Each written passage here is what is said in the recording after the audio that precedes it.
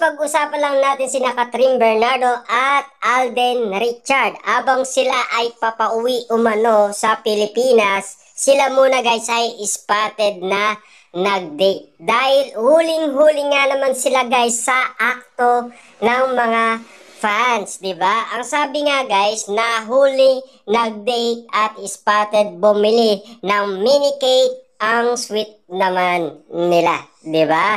Siyempre guys, ang daming mga netizens nagtatrabaho umano sa Canada. Kaya aktong nakita sina Catherine Bernardo at Alden Richard na bumibili umano ng cake.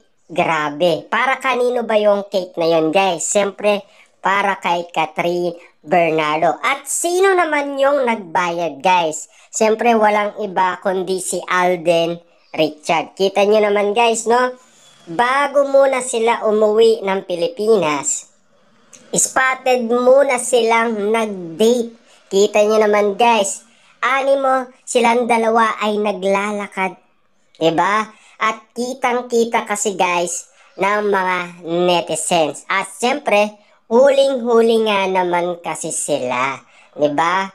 Pwede ba yan guys hindi makita?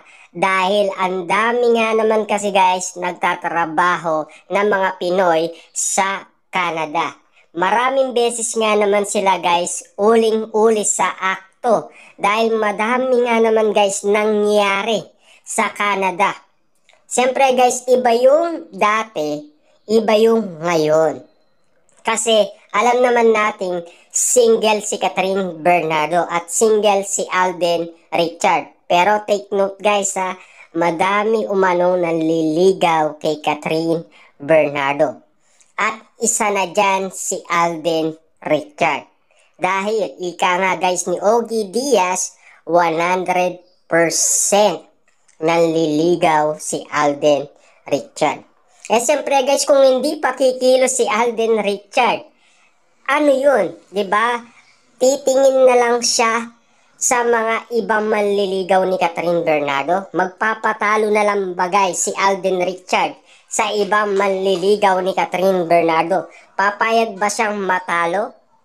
Kaya nga naman guys, lahat ng nangyari umano sa Canada ay pabor na yun guys kay Alden Richard. 'Di ba? Para masolo niya umano si Catherine Bernardo. Kitang-kita naman natin guys, 'di ba? Ang dami nga naman kasi guys nagkwento sa atin. Lalong-lalo na mga netizens na nasa Canada. Dahil kitang-kita nila ang bawat pangyayari, ang bawat ganap sa Calgary, Alberta, Canada. Kitang-kita naman natin guys, nag-enjoy silang dalawa. 'Di ba? Ika nga guys ng balita parang meron nang nade-develop na pagmamahalan Catherine Bernardo at Alden Richard. Siyempre guys, tumagal sila ng 1 month doon. Hindi niya kayang isolo ni Alden Richard. May pagkakataon nga naman kasi siya guys. Kasi bonus na yun guys kay Alden Richard. Paano kung umuwi na naman sila sa Pilipinas? Nag-aabang umano ang mga manliligaw na iba kay Catherine Bernardo. Kaya naman itong si Alden Richard guys ay may pagkakataon. Kaya nga naman guys, kapag spotted nga naman sila, ginagawa niya na yung best niya. 'Di ba? Kita nyo naman guys yung escalator, tumalon siya doon. 'Di ba? Para lang kay Catherine Bernardo, para lang iabot umano ang tissue. Napakadelikado ng ginawa niya guys ha. Alam naman natin muntikan na madulas si Alden Richard.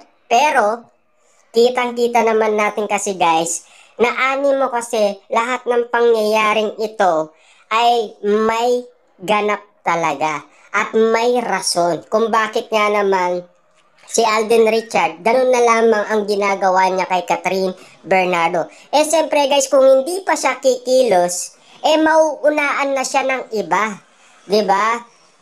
Sino nga ba ang ka-love life na sinasabi ni Alden Richard guys? Isa lang ang nababalitaan natin nililigawan niya. Walang iba kundi si Catherine Bernardo. Alam naman yan guys ng iba. Kahit mga celebrity, alam yan. Kahit na ang mga Kat Den fans, alam yan. 'Di ba? wala ka nang pwedeng itago pa. Dahil kahit na si MJ Filipe, alam nila yan.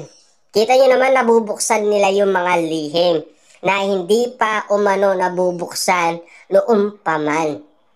Siyempre guys, malinaw na iniintay umano nina Alden Richard at Catherine Bernardo kung kailan nga naman sila magsasalita. Lalong-lalo na guys, iniintay umano ang press con ni Alden Richard. Kasi alam naman natin siya ay umoo. Diba? Ang sabi nga naman kasi guys ni Boy Abunda, totoo na ba yan? Diba? Sigurado na ba yan? Yan kasi guys, oo. Yun ang sagot ni Alden Richard guys, diba? Sino ba ang ka-love life niya? Siyempre guys, biglaan kasi yung pagtatanong. Siyempre si Catherine Bernardo, anda na nga ba siyang magsalita? Kung sino ang napili niyang lalaki at tinanggap niya sa kanyang buhay at sa kanyang puso. Diba? Kasi guys, madami umano nagkakagusto kay Catherine Bernardo. Siyempre, nakalinya na guys si Alden Richard. Kung titingin na lang siya, matatalo siya. Kasi kung panonoorin niya na lang ang ibang manliligaw ni Catherine Bernardo, wala na siyang chance. Kasi yung mga iba, nagpapa-impress na kay Catherine Bernardo, siya wala siyang ginagawang kakaiba para ma-inlove si Catherine Bernardo sa kanya. Ano ba ang lahat ng ginagawa ni Catherine Bernardo at Alden Richard noon sila ay nasa Canada? Kakaiba. Kasi guys, bonus na yon kay Alden Richard para ituloy umano ang mga naging ganap sa Pilipinas. Kaya nga naman guys, solong-solo niya si Catherine Bernardo noong sila ay nasa Canada. Siyempre, pabor na guys ang tadhana nga naman. Siya na mismo ang gumagawa ng parahan para itong dalawang ito ay magkasundo. At lalong-lalo na guys, iba na ang mga nangyari. Iba na yung mga aktong sila ay merong pagkakataon na maglakad-lakad sa Canada, lalong-lalo na spotted nga naman sila sa may downtown. 'Di ba? May mga kakaiba man guys na nangyayari. At least alam naman natin guys, lumalaban si Alden Richard sa mga ibang manliligaw ni Catherine Bernardo. Kung ano guys, manonood na lang siya at maghihintay. Hindi ganun guys Kasi ang babae, kung wala ka namang ginagawa, paano mo siya mapapasagot? Diba? Si Alden Richard guys, kaya nga siya gumagawa ng paraan para masungkit niya ang matamis na oo ni Catherine Bernardo. Pero ang tanong, nang dahil nadulas nga naman si Catherine Bernardo sa Marquee Mall sa may Pampanga, ang tawag niya kay Alden Richard, mahal, let's go. Pero lahat naman guys nang nabanggit niya, soy tisoy. Pero bakit meron tayong naririnig na mahal, let's go? Ano ba ang ibig sabihin nun? Medyo kakaiba kasi sa pandinig ng ating tenga. Dahil medyo kakaiba yata guys sa tisoy ang mahal, let's go. Diba? Ibig bang sabihin nito, sinagot niya na si Alden Richard. Ibig sabihin ba nito, yung matamis niya ng oo ay ibinigay niya na kay Alden Richard? Kaya ganun na lamang sila kasweet guys sa isa't isa. At lalong-lalo na botong-boto ang pamilyang Bernardo. At lalong-lalo na ito ay pinost pa ni Mami Min Bernardo. Yan ba guys, sigurado na sila sa isa't isa. Dahil alam naman natin kung ano ang tunay na nangyari at tunay na ganap sa Calgary, Alberta, Canada. At lalo-lalo na guys sa kanilang tour.